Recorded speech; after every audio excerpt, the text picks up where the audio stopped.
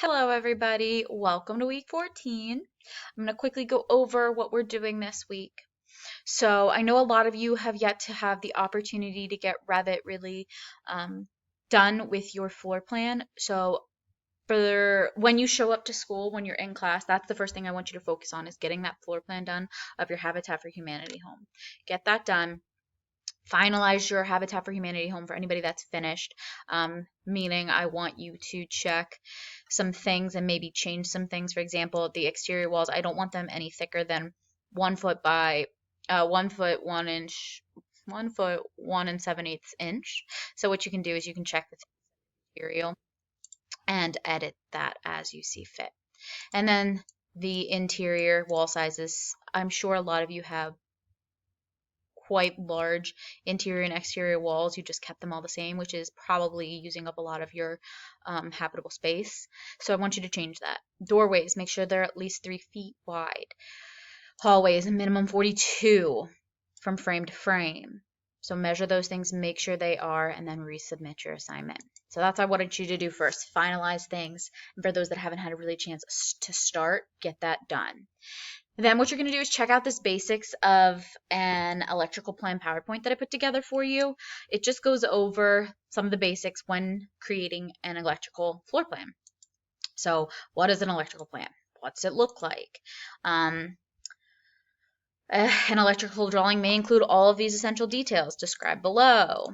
Talking about those purposes, benefits, how.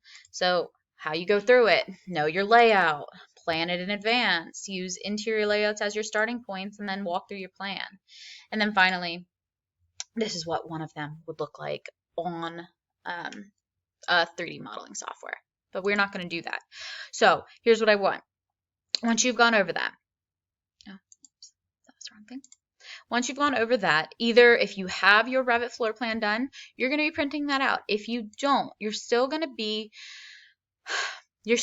working on this assignment. You're still going to be creating an electrical plan.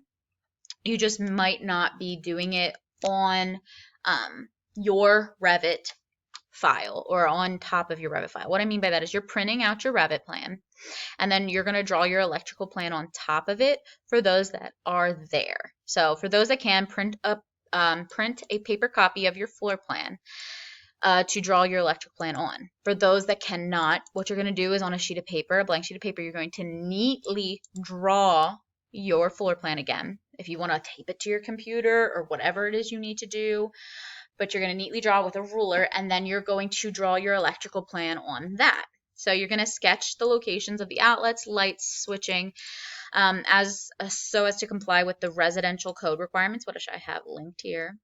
Think about how each room will be used, so forth and so on. Then you're going to connect the lighting fixtures with at least one switch. Remember, there's multiple switches you can have. It goes over that. So using a switch leg dash line, consider the need for 3-way switches. What rooms may you want to have a light switch on one end and a light switch on the other so that you can change the on-off from different parts of the room. Locate exterior outlets and lights as required by code, comply with the new construction guidelines. I have that link for you as well. And then include an electrical plan legend. So here's what a legend looks like. You're going to have to include that to tell me what the symbols mean and what the symbols represent. And then you're going to submit a photo of your electrical plan for grading. And you're going to do that here.